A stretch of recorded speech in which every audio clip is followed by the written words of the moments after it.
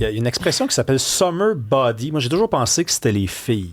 Les filles, elles se préparent toute l'année pour, lorsque le soleil surgit, les plages deviennent une possibilité, là, elles puissent se déambuler à leur meilleur. C'est en gros avec ça, là.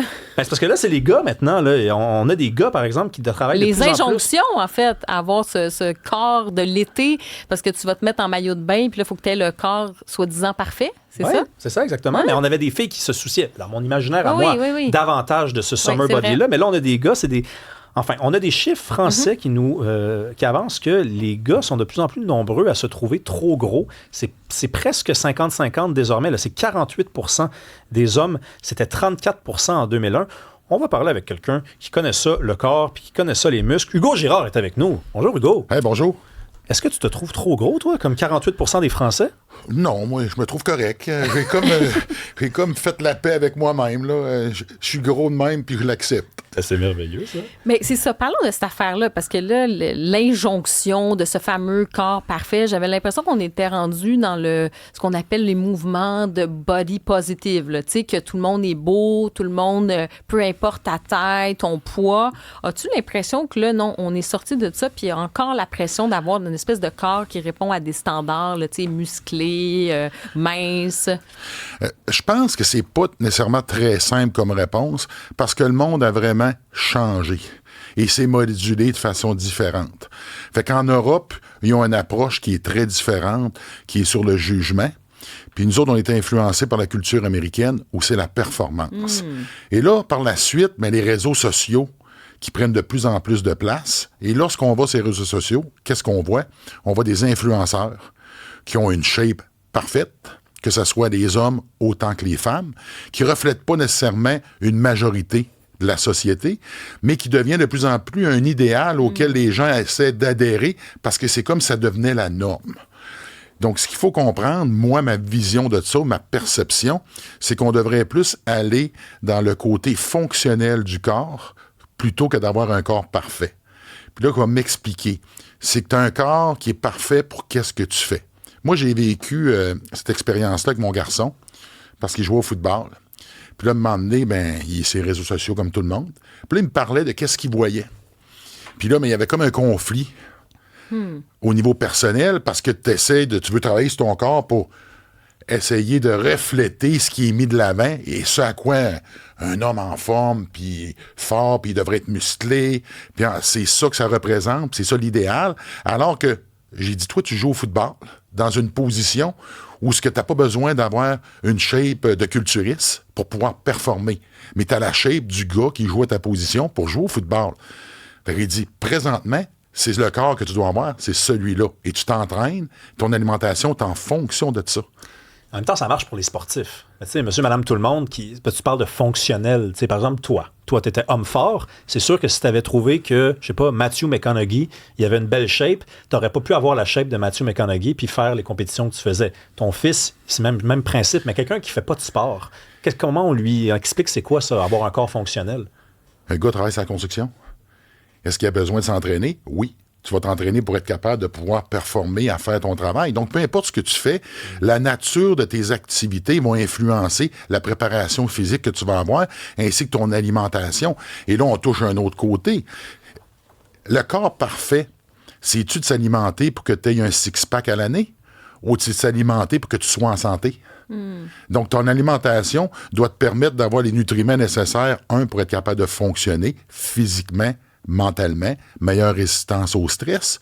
Donc, de remettre de l'avant qu'en quelque part, le corps fonctionnel, c'est ton corps idéal pour faire des activités auxquelles tu adhères. Tu sais, tu ne gagneras pas un trophée parce que tu vas sur la plage et tu as la plus belle shape.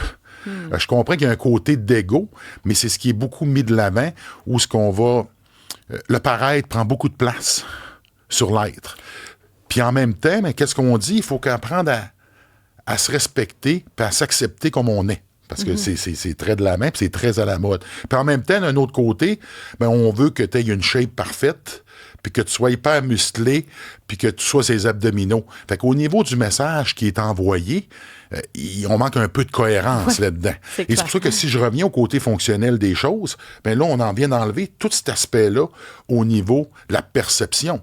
Donc, tu as le corps parfait pour faire les activités auxquelles que tu fais. Ça, je trouve que c'est un très beau message. Puis effectivement, c'est un message qui est sain, mais dans la réalité, est-ce que les jeunes ont énormément de pression à avoir un certain type de corps aujourd'hui? Tu sais, on a parlé du corps, le body, summer, ce genre body. d'expression à l'américaine, là. Mais ils ont-tu cette pression-là, les jeunes aujourd'hui? Oui, les jeunes ont cette pression-là. Comme je te parlais, mon gars, quand il m'en a parlé, c'est exactement ça que j'ai senti. Puis ça m'a comme frappé parce que, je suis pas très proche dans le sens de la culture au niveau des jeunes, la perception qu'ils peuvent avoir des réseaux sociaux. Et là, ça m'a comme parlé parce que lui-même s'est senti touché et visé à quelque sorte. Mais en même temps, on parlait de statistiques. Tu sais, je regardais ça puis je fouillais.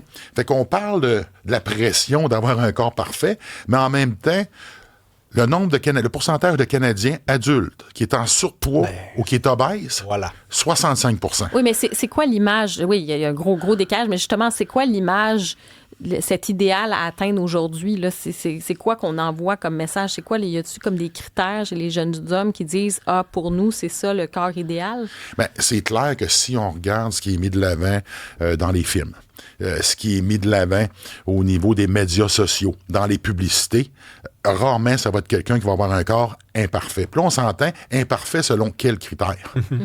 C'est imparfait selon le critère que si tu compares avec quelqu'un qui représente un idéal qui est à peu près pas inatteignable pour la majorité des gens. Le pire, c'est qu'il y a encore 10 ans, je pense que le corps idéal pour un gars, mettons, là, c'était, je vais utiliser une expression en anglais, il fallait être beef. Puis aujourd'hui, c'est rendu que les gars qui ont comme la shape parfaite sont beaucoup plus minces, mais avec des muscles mieux définis. J'ai vu ça, moi, passer. Je sais pas si t'es d'accord, là. Je suis d'accord avec toi, mais ça, c'est plus européen. Le côté beef, si tu vas du côté américain, est beaucoup plus présent. C'est resté. Autres, on est un mix entre les deux. Mais je veux faire du pouce sur ce que tu disais, Hugo, parce que tu allais dire que 65% des Canadiens font de l'embonpoint, finalement. À vrai dire, de l'embonpoint. Oui. Ça, c'est tabou, ça, parce que oui, peut-être que les modèles de beauté qu'on nous présente sont pas réalistes, puis oui, peut-être que c'est malsain, mais il faut pas passer à côté du fait que oui, il faudrait aussi collectivement perdre du poids. C'est-à-dire que c'est difficile de trouver la part des choses, de se retrouver au milieu, puis c'est trop facile de dire « Ah, moi, les modèles de beauté, je rejette ça, c'est malsain », pour ensuite, honnêtement, juste comme vivre bien avec sa conscience, mais pas prendre des bonnes décisions au niveau de la santé. 100% d'accord avec toi. Et là, on revient encore une fois, c'est une question de valeur. Donc, ce qu'on devrait mettre de la main, c'est la santé.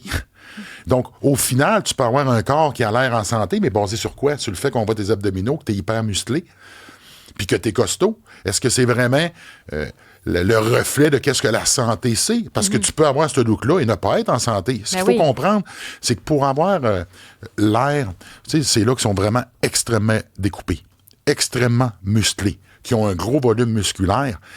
Donc, pour arriver à ce niveau-là, bien souvent, c'est malsain au niveau de ton alimentation. Parce qu'on n'a pas tous le même métabolisme qui nous permet de l'avoir, cet idéal-là. Donc, pour t'y rendre, qu'est-ce que tu vas faire? Mais là, tu vas manger d'une certaine manière. Et je suis pas... je suis un avocat de bien manger.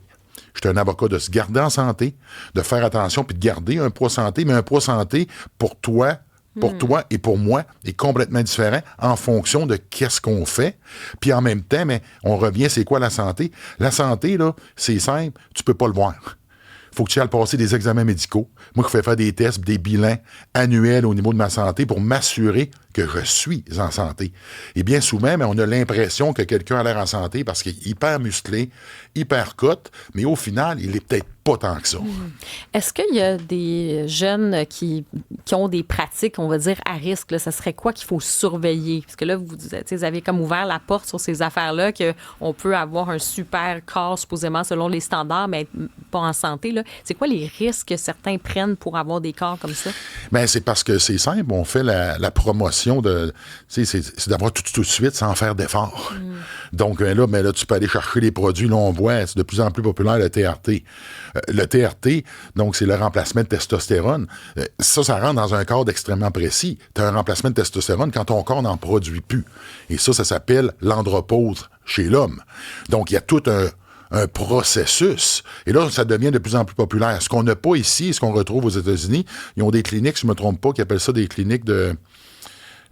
pas de rajeunissement, là, mais il y a un terme là, où ce que tu vas te garder plus jeune. Et là, ben, on va te donner Sorte de accès. produits. Oui, des exactement. patentes, Des là. cures, là. Ben, des genres de cures, puis là, ben, on va faire un traitement de remplacement de testostérone.